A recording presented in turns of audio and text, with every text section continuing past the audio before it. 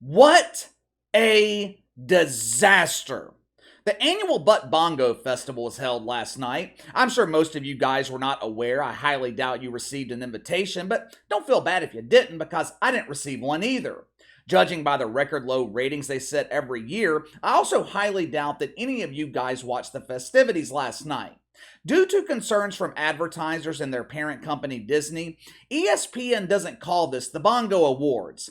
They disguised the festival by calling it the ESPYs. As far as the general public is concerned, this is an award show that's centered around honoring athletes. But if you saw what was going on behind the scenes, you would think this was another pride parade.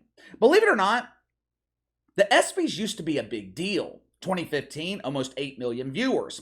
2016, 2017, between 5 and 6 million. ESPN's actually responsible for creating some touching and entertaining moments that we still remember decades later. No one's ever going to forget the speech given by Jimmy Valvano. Remember when Jamie Foxx played the role of Coach Do Dirty, roasting the hell out of athletes? Back in 2007, LeBron James dressed up as Bobby Brown and performed My Prerogative. 2012, Pat Summitt honored with the Courage Award. You know, that doesn't seem all that long ago. I know it's been over 10 years, but 2012, it seems like yesterday. It's disappointing to see how far ESPN has fallen in the last 10 years. When the media presents us so-called trailblazers in women's basketball, women who have changed the game, the media, they honor women like Bob Griner or the Sue Bird. They honor women like Dawn Staley. Rarely do we see the mainstream media honor Pat Summitt, the true trailblazer for women's basketball. I wonder why. Over the last couple of years, ESPN has jumped on board this trend of transitioning. They see legendary people like Dylan Mulvaney bravely transitioning from male to female. ESPN, they want to display their courage too. So over the last couple of years, the ESPYs, they have transitioned to an award show honoring athletes to a celebration of filth. As a result, ratings have fallen into the pooper where the filth belongs.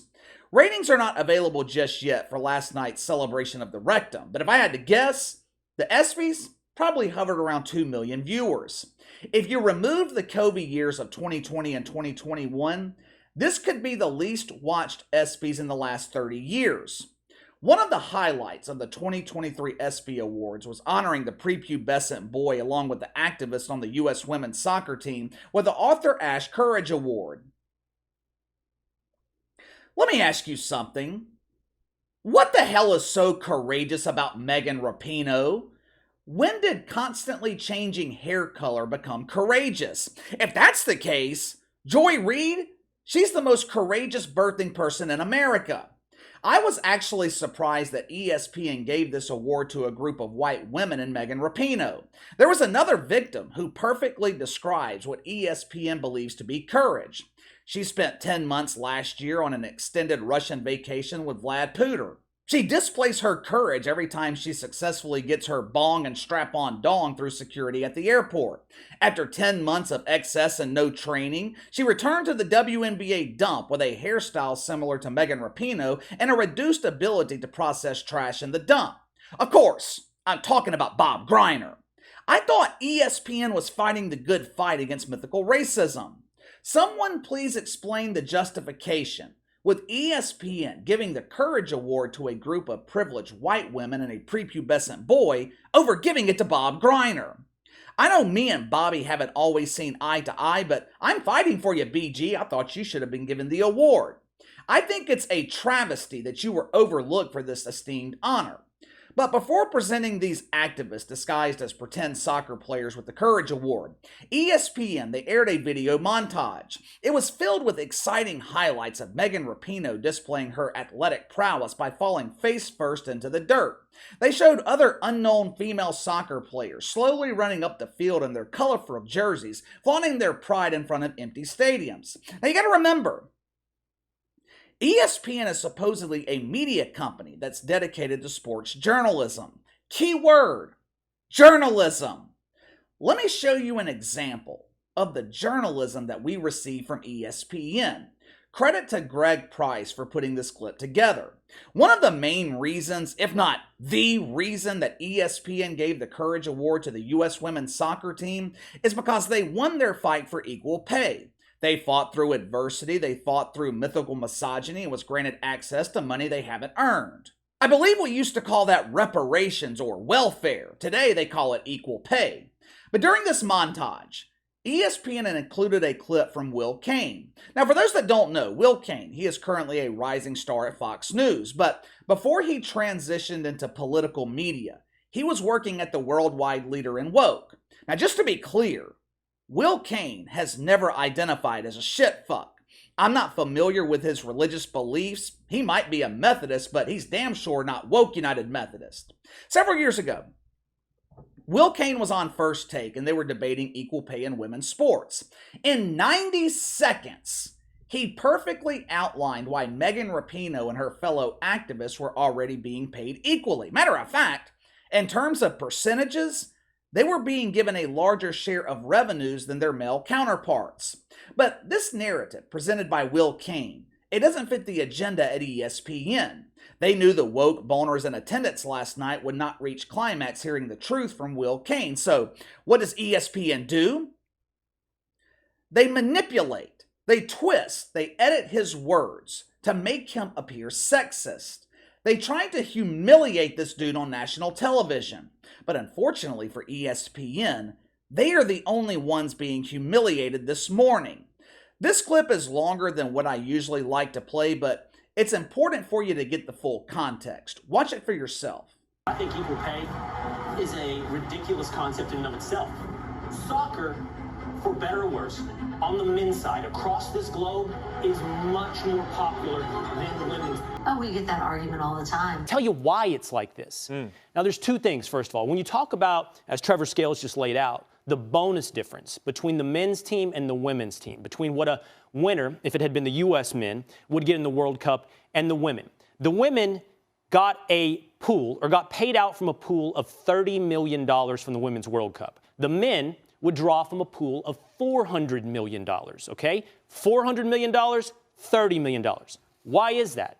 It's because the Men's World Cup generates $6 billion in revenue.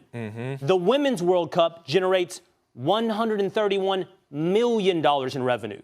If you want to talk about pay disparity, the Women's World Cup players get paid out 20% of the total revenue. The men get paid out 7%.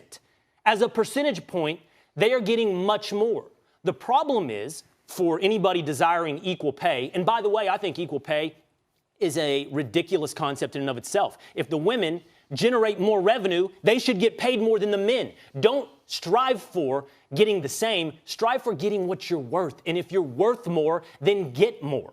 And so what I'm saying to you right now is soccer, for better or worse, on the men's side, across this globe, is much more popular than women's soccer. The women's game had higher ratings than the men's, though. So what do you say to that? Charlie, that's in the United States. Yeah, that was in the U.S. And that's comparing a women's World Cup final that featured the United States against a men's World Cup final in the United States that didn't feature the U.S. team. After this blatant propaganda aired, some woke comedian named Tiffany Haddish got on stage to present the Courage Award to the uncourageous.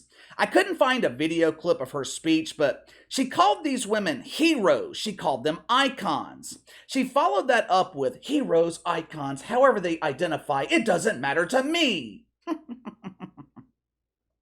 Well, that's rather interesting, since Megan Rapinoe is actively fighting to get men identifying as women onto the women's soccer team.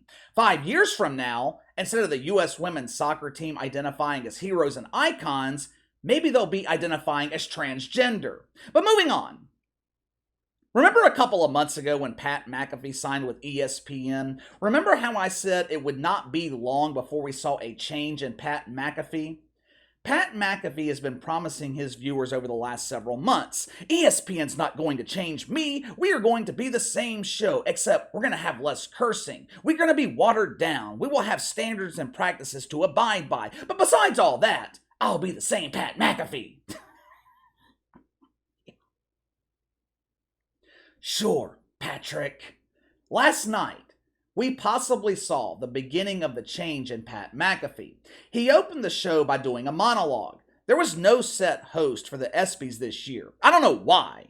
One thing all award shows have in common, they all have a set host. My inside sources tell me ESPN, they had a hard time finding anyone willing to host this dump.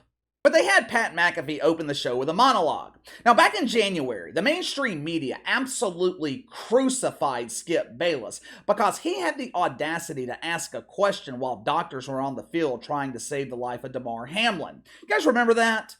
It was a complete overreaction. Shitfucks throughout the mainstream media. They were expressing their fake outrage. Shannon Sharp, hey, it's me, Shay Shay. This tweet is why I divorced Skippy Baby. Shannon Sharp refused to show up to work the next morning, citing emotional stress and lack of preparation age.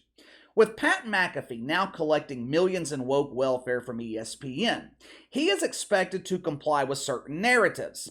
Last night during his monologue, Pat McAfee, he decided to throw what USA Today is calling shade at Skip Bayless.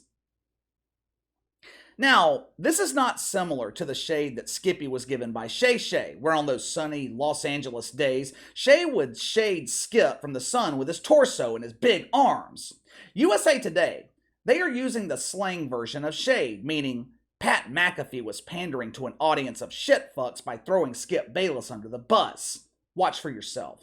The situation unfolding on Monday Night Football as Joe Buck and Troy Aikman were trying to navigate the waters, and we all at home feared for the absolute worst. And Skip Bayless was like, get that dead body off the field. We got playoff implications on the line. He said it. The tweet's still up. Hashtag delete the tweet, Skip. I don't know if any of you guys are fans of the Pat McAfee show, but if you are, enjoy it while you can, because this time next year, I've got a feeling that you are not going to recognize Pat McAfee. They are grooming this dude to be the next face of ESPN. Now, we could not have a proper ceremony at ESPN without honoring the king. KC, did they honor King Kong, Liz Cambridge? No, I'm talking about the real king, King James. LeBron James, he won the award for best record-breaking performance. Now, you may be wondering, which record was broken? Supposedly, ESPN was honoring the king for breaking the all-time scoring record in the NBA. But in my eyes, the only record LeBron James is responsible for breaking the last few years is record low ratings throughout the NBA. ESPN, they had LeBron's family present him the award. Dude's got a nice-looking family. One thing I have never and will never take away from LeBron James, the dude's an excellent father. I will never take that away from him. Now, I'm going to play the clip of LeBron's family presenting this award. Me personally, I wasn't really bothered by this, but some of you might question its appropriateness. I'm going to follow that clip up with a short clip from LeBron's speech because he sent a special message to his haters. Actually, it wasn't a message. It was more like a demand. Watch it for yourself. I wanted to tell you what I think. I think LeBron James is the baddest No. Listen, you can love me, and I know some of you hate me as well. But the one thing you will always do is respect me and appreciate the way I approach the game and what I've given to this game. Even though I never agree with him politically, I do respect LeBron's dedication to the NBA. This dude plays through injury. He actually shows up during the regular season. One thing I have never questioned about LeBron James is his commitment. But it's that last part that caught my attention. You will always respect what I've given to the NBA. If your career had ended before 2020, I would actually agree with this demand. But over the last 3 years, LeBron James is mostly responsible for destroying the NBA. He's going to be the first face of the NBA to lead the league in worse shape than it was in when he was drafted in 2003. Magic and Bird, they saved the league in the 80s. Jordan took the NBA international in the 90s. Kobe Bryant carried the league through the mid-2000s when the mainstream media was trashing NBA players and calling them thugs. When LeBron James came into the NBA in 2003, the league was struggling, but they weren't even close to struggling, as bad as they have been the last 3 years. The ESPYs, The ESPY's dedication to wokeness, it wasn't as overt this year as we've seen in past years, but it was still there. Honoring Megan Rapinoe with the Courage Award, that is a complete farce. Trying to humiliate Will Cain on national television was nothing but propaganda. ESPN is an absolute embarrassment. Like I said, ratings not released just yet, but I am not expecting good numbers here. And look, to be fair, it wasn't all bad. There were some good moments last night. Drew Holiday, for example. Drew Holiday was given the Humanitarian Award. I can't think of anyone better to be honored than Drew Holiday. Patrick Mahomes, he was honored as the best player in the NFL. Now, this was somewhat controversial. Some people felt like this award should have been given to his sister Jackie, but ESPN was worried that Jackie wouldn't be able to post bond, so they honored Patrick instead. ESPN honored and celebrated Damar Hamlin. There were some touching moments, but it's just hard to look past the shit fuckery. And not just the shit fuckery at the ESPYs. I'm talking about ESPN in general. The network's become nothing but agenda-driven garbage. Hard to watch anything on ESPN, but give me your thoughts. 2023 ESPYs, were they a complete disaster? I think ESPN manipulating footage of Will Cain and presenting it as factual when it's actually dishonest, that alone qualifies the ESPYs as disastrous. Did any of you guys watch last night? Hell, does anyone even watch ESPN anymore? You let me know. Sound off in the comments below. Make sure to like and subscribe. Click the notification bell to receive all notifications from the channel. Best way to contact me is by email at btlkc84@gmail.com. KC_BTL84 on Twitter. I'll see you guys later.